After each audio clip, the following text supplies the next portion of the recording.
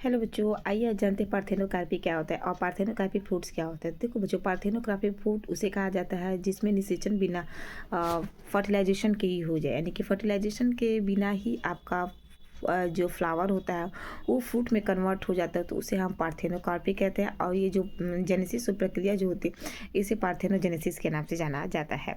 इसमें सबसे बड़े अगर एग्जाम्पल अगर देखा जाए तो सबसे बड़े एग्जाम्पल जो होता है वो हमारा बनाना होता है, क्योंकि बनाने में क्या होता है, कोई निषेचन नहीं होता। बिना निषेचन के ही जो फल होती है वो आपका आने वाले समय में फ्रूट में आपका कन्वर्ट हो जाता है। तो ये आपका क्वेश्चन पूछा है कि आपका अनिषेक फलन क्या है, तो आप याद रखिएगा कि कुछ पादपों में जो फल होते हैं वो बिना निषेचन के ही क्या होते हैं बच्चों, विकसित हो जाते हैं। ऐसे फलों को हम अनिषेक फल कहते हैं और ये जो क्रिया होती है उसे हम अनिषेक फलन के नाम से जानते हैं, जिसे पार्थेनोकार्पी कहते हैं।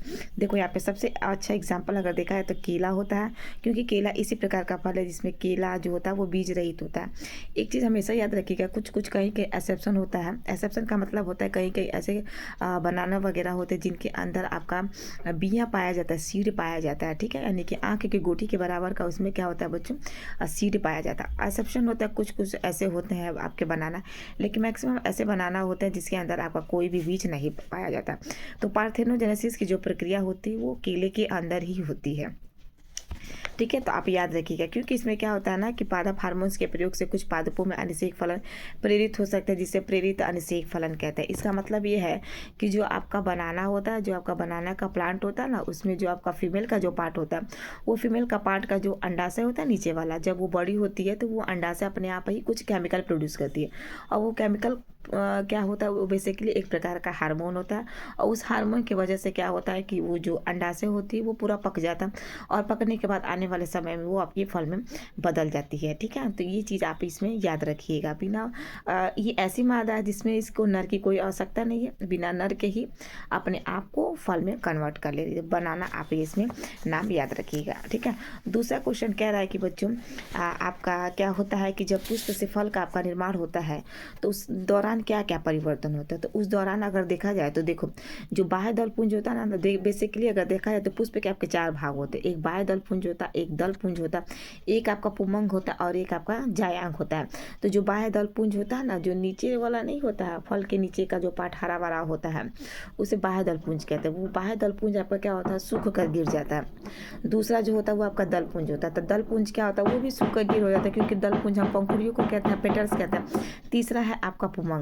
पुमंग का मतलब होता है मेल का पार्ट, जिसे एंड्रोसियम के नाम से जानते हैं, वो भी आपका सूख के गिर जाता है, क्योंकि फर्टिलाइजेशन हुआ तो फर्टिलाइजेशन के बाद अब उसका कोई काम नहीं है, कोई मतलब नहीं है।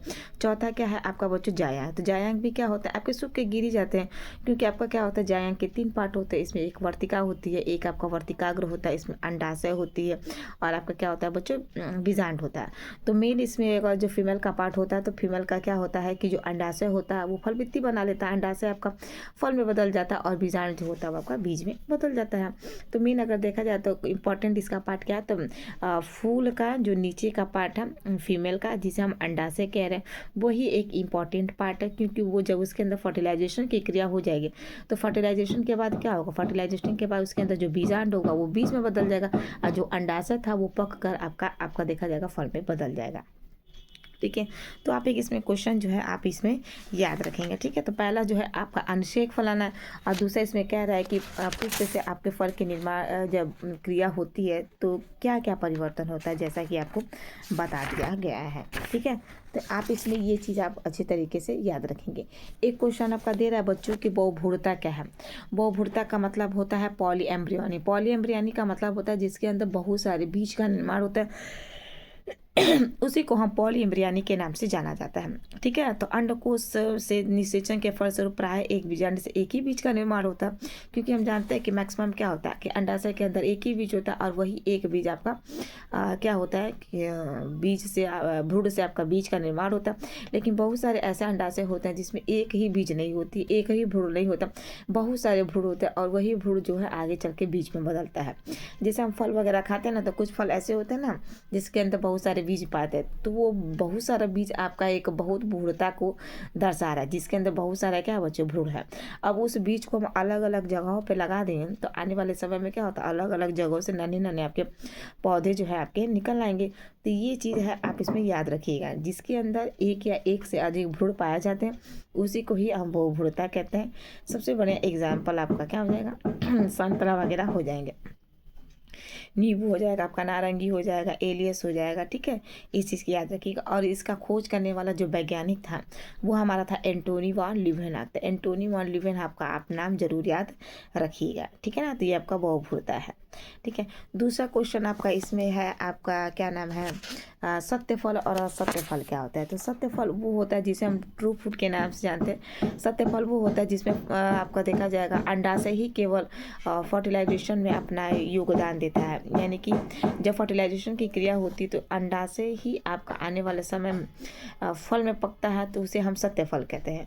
और असत्य फल में क्या होता है कि जो ओवरी होती है ना, ओवरी के साथ साथ अन्य कोई फूल का कुछ पार्ट जो है निषेचन में भाग लेता है, उसे हम असत्य फल कहते हैं। सत्य फल में क्या होता है, केवल अंडा से ही भाग लेगा वही हमारा सत्य फल है।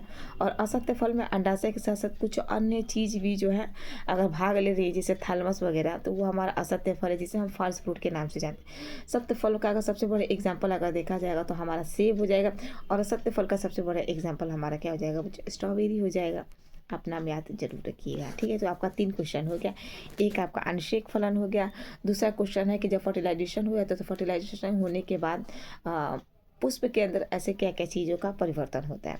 और तीसरा क्वेश्चन हमारा यही हो कि बहुभ्रूणता क्या है, जिसके अंदर बहुत सारे भ्रूण पाए जाते हैं, वो हमारा क्या होता है बच्चों, बहुभ्रूणता होता है। तो आप इस क्वेश्चन को याद रखेंगे। ये 3 क्वेश्चन जो है आपका पूछ सकता है, और ये वैज्ञानिक नाम तो बिल्कुल भी मत भूलिएगा, ठीक है ना, एंटोनी वॉन लीवेनहॉक, ठीक है ना। ये आपका 3 वैज्ञानिक होगा, तो इसमें चीज़ आप याद रखिएगा, ठीक है ना।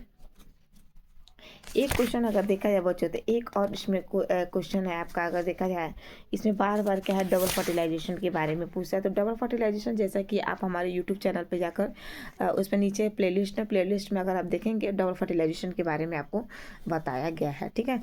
डबल फर्टिलाइजेशन में क्या होता है बच्चों, हमारा जो बीजांड होता है ना, जो हमारा एम्ब्रियो होता है, वो एम्ब्रियो जो होता है वो हमारे जिसे भ्रूणकोष कहते हैं, आने वाले समय भ्रूणकोष में बदल जाता है, क्योंकि वो बीजांड ही होता है। और वो बीजांड के अंदर अगर देखा जाएगा तो वो हमारा क्या होता है, भ्रूण का निर्माण होता है। तो वो जो भ्रूणकोष होता है वो हमारा 7 कोशिकीय और 8 केंद्र की होता है।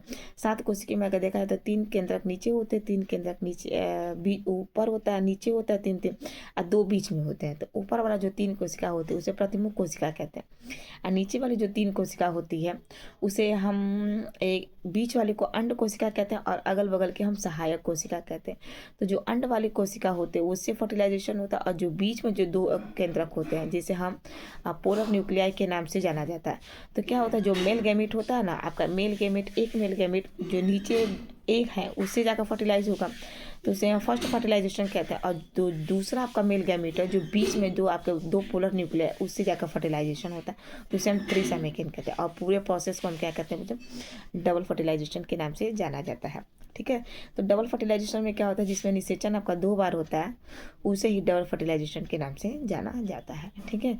तो आप इसे जरूर पढ़िएगा, ठीक है। आई होप आपको वीडियो अच्छी लगे तो फिर लाइक से सब्सक्राइब करिए, ज़्यादा ज़्यादा फॉलो करिए। Thank you so much, bye bye.